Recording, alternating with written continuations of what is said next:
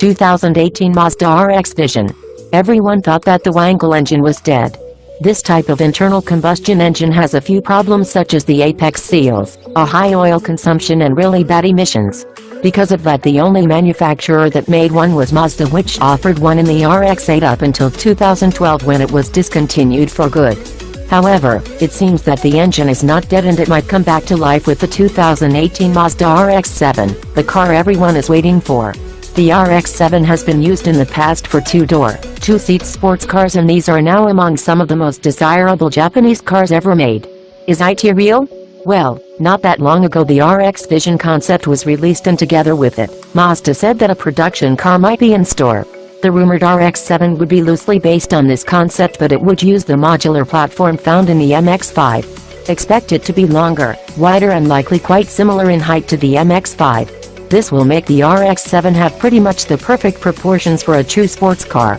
There is still no official information on the release date or price. However, it seems that Mazda wants to compete with the upcoming Supra, which means that they may price the RX-7 between $40,000 and $50,000. In this price range there are competitors like the Cayman, the upcoming Z5 and a lot of other interesting cars, so it remains to be seen how good the RX-7 will be. The release date will most likely be set for the mid of 2018. The selling point.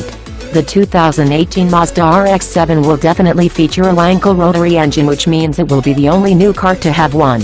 This will basically assure that Mazda will sell plenty of them just because of that. So far they haven't said much about the engine in terms of specs. However, Mazda did say that the new rotary will be more efficient, more powerful, and it will be able to meet all the emissions regulations. While some suggested that a hybrid powertrain would be used, Mazda dismissed these rumors.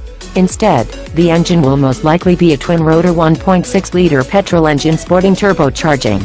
The end result should be around 400 horsepower and over 300 lb-ft of torque, which is very impressive for this size. Also, some of the usual problems will be gone, such as the apex seals or the high fuel consumption. Mazda did say that the engine will also be considerably more efficient than what the RX-8 had.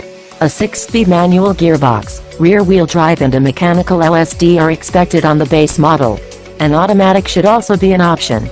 2018 Mazda RX-7, how IT will look? Some suggested that the 2018 Mazda RX-7 would be part of the Mazda 6 range as the coupe version.